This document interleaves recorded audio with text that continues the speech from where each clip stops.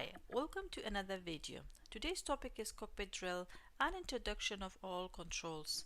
It means you need to do your doors, seat, steering, seat belts and mirrors before you start the engine. You will expect all these in your first ever lesson.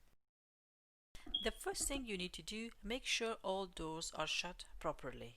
Second, seat positioning. You can adjust all parts of the seat including head restraint. Now watch practically. If you want to go away from the pedals, this is the handle you need. Hold it up and then push yourself backward. This is how you adjust it. If you want to go close to the pedals, again hold it up and push yourself forward. This is how you adjust to reach or to go away from the pedals. Now, this seat can go lower or higher.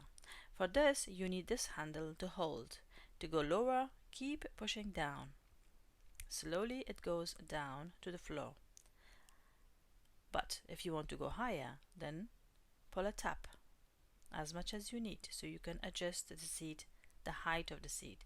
Now the back seat, you need this handle for that. You need to hold it up but push yourself forward, or if you want to go away, so push it backward.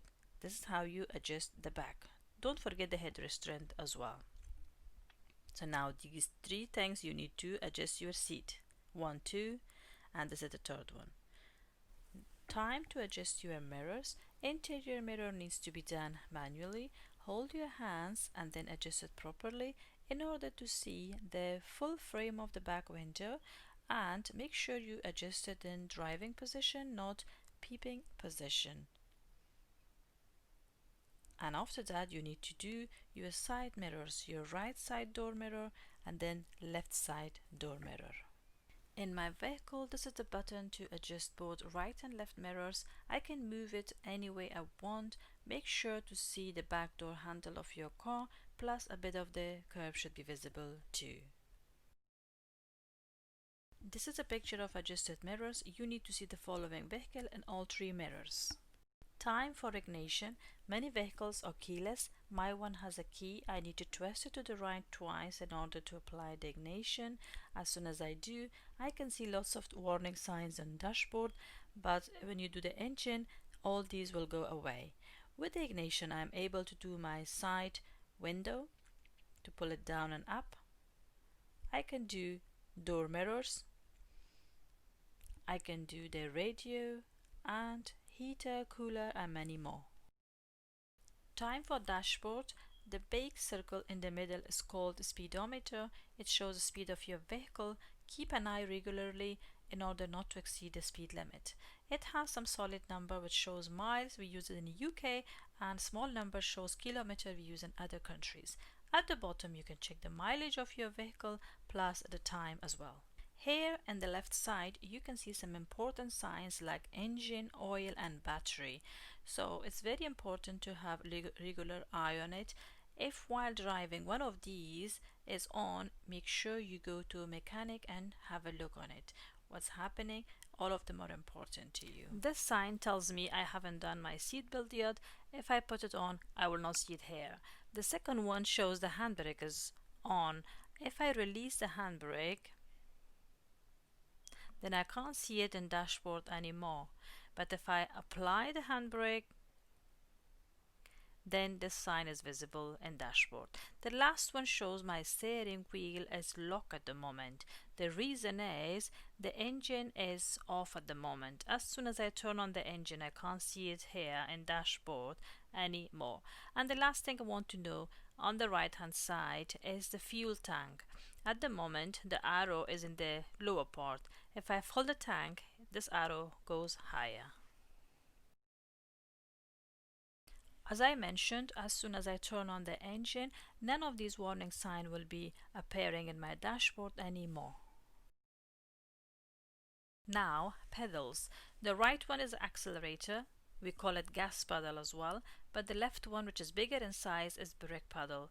Make sure you use them gently and progressively, not forcefully. only we use the right foot for each of them because we can't use both of them at the same time, so one leg is enough to switch in between. The other foot should be relaxed. We don't need our left foot at all, so keep them aside and keep it relaxed. That only with one foot, switch the pedals each time you want to use one of it. This is called gearbox. As you know, we don't use them quite often in automatic vehicle, just at the beginning or end. P means parking, R means reverse, N means neutral, and D means a drive. So you're dealing with D and P quite often during your driving, but if you want to go reverse, so you do reverse gear, so we don't change it while driving. In order to use gearbox, my foot should be on the foot brake. Then I can use it like this. So I want to go to reverse. After holding the brake, now I'm in reverse. So you can see reverse camera is on, plus reverse light is on at the back of the car so people know you are reversing. Now to go to neutral, here is neutral. And to go to D, it means able to drive, that's D. This is handbrake. It secures your vehicle while parking or being stationary. Make sure always apply it if you don't use your vehicle or if you don't drive. Make sure while releasing it, your foot should be on the foot brake. Then press this button and release it. Now, at least you have foot brake on, so the car is not unsecure. If you want to apply it, again, press the button, lift it up, and now the car is secure. So down and then up. You have two levers on the right and on the left side of your steering wheel. So the right side is the wipers, which means you can use them while rain, and the left one is for indicators. For turning left and right, you need to apply it. For wipers, it has a 3 degrees. You need to push them down in order to apply. The first one, it stops and then comes back automatically. If the rain is heavier, use the middle part. Non-stop but still slow. For very heavy rain, use the last one, which is faster than usual. To cancel them, push them up all the way back to the first position. Now, indicators. So we use them for the lighting as well. But if you turn left, you need to push it down. You can see the green arrow is clicking on your dashboard, shows your indicator is on. So outside also it's on. To cancel it, you need to push it slowly. Otherwise, if you do harder, it goes to opposite side indicator. To apply harder, but for cancellation slower. Now, if you want to apply the right side indicator, you need to push it up. Then green arrow is clicking. To cancel it, slowly down. So this is how you do both side indications. Plus the lighting you can apply from here. The depth light and the fog lights, all the lighting are here, which in other lessons I clearly told you. These buttons help you to control the temperature of your vehicle. The first one, you can apply the heater or cooler. The middle one, you can do the degree of it, and the last one shows the direction. Here you can see radio or phone or maybe navigation and many more. And the last one here is that has the warning light. Whenever you are obstructing traffic for a short while, you can use this one, so all the indicators are beeping at a time. Now this is the time how to start the engine. So after doing all the seating, mirrors and seat belt, now I turn the key on to the right, and then as soon as I turn on the engine, all the warning signs are moving away from your dashboard.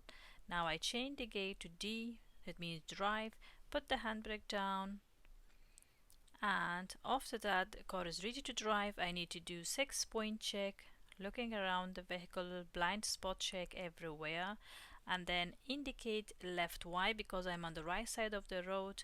As soon as the car is ready, position the vehicle and then leave. That's it for today. Hope you like it. Don't forget to like and subscribe to my channel for further content. Thank you.